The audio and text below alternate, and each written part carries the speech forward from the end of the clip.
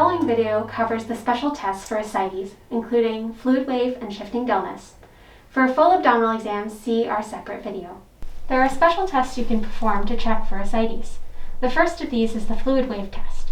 When performing this test, ask your patient to place their hand down the midline of their abdomen. You then place your hands on either side and tap from one side. If the fluid wave test is positive, you should feel the wave traveling across and into your other hand. The other test you can perform is shifting dullness. You start from percussing on the lateral aspect, moving towards the midline. You then ask your patient to rotate towards you onto their side. Continue to percuss up the side of their abdomen after you've waited a moment for the fluid to move.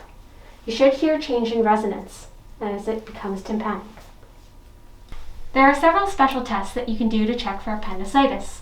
The first of these is McBurney's point, which is located a third of the way between the ASIS and the umbilicus. It's important to check for rebound tenderness at this location. The other special tests include Brosving's side, which is when you palpate in the left lower quadrant and it produces pain at McBurney's. You can also perform the psoas and the obturator sign. For the psoas sign, you ask your patient to bend their knee, the right side, to the 90-degree angle. You also then ask them to flex against your hand. If this produces pain in the right lower quadrant, psoas sign is positive. For the obturator sign, you have them bend their knee and you rotate their thigh internally and you ask them to again press against your hand with their leg.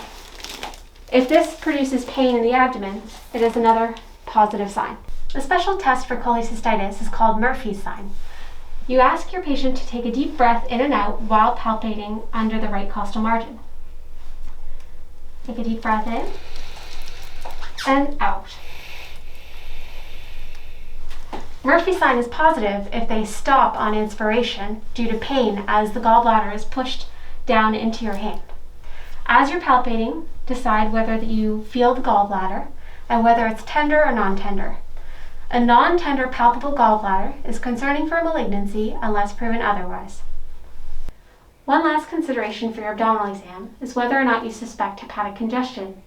If you do, it's important to auscultate the patient's heart and lungs, inspect for any evidence of peripheral cyanosis, look at their JVP, palpate peripheral pulses, and look for edema. Thank you for letting me examine you today. This has been your abdominal exam with Stethopedia.